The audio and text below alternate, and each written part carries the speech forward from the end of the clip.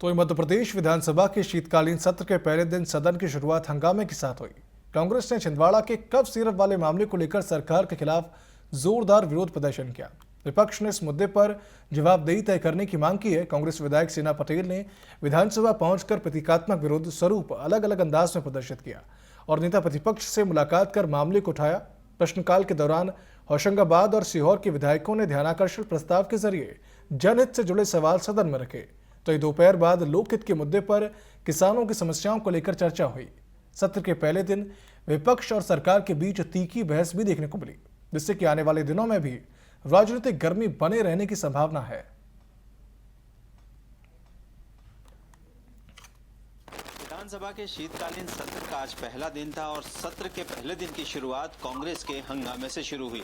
वजह थी कि कफ सिरप कांड में सरकार को घेरते हुए जो नेता प्रतिपक्ष है उन्होंने काफी कुछ इल्जाम लगाए और उसके साथ ही सेना पटेल जो विधायक है कांग्रेस की, वो पूतना का वेश रखकर आई और उन्होंने संवाद किया नेता प्रतिपक्ष के साथ कि किस तरह से कितने बच्चों की जान जो है कफ सिरप पीने से गई और सरकार ने उस पर कोई बहुत बड़ा एक्शन नहीं लिया, सिर्फ लिपापोती की। यानी कि पहला दिन था और पहले दिन जब सदन शुरू हुआ उससे पहले ही जो विपक्ष है उसने खास तौर से सरकार पर एक बड़ा हमला किया और उसके बाद प्रश्नकाल शुरू हुआ। उसमें ध्यानाकर्षण के मुद्दे प्रश्न लगाए गए और उसमें खास तौर से इटारसी से जो होशंगाबाद से जो विधायक हैं सीताशरण शर्मा, उन्होंने अतिक्रमण की बात अपने ध्यानाकर्षण प्रश्न में रखी और उसके अलावा दूसरा एक और ध्यानाकर्षण प्रश्न लगा जो कहीं ना कहीं आम जनता के हक और हित से जुड़ा था। उसके बाद जो जन महत्व के मुद्दे हैं उस पर चर्चा हुई और उसमें खास तौर से किसानों के ओलावृष्टि से हुए नुकसान और उसकी भरपाई पूरी नहीं किए जाने को लेकर एक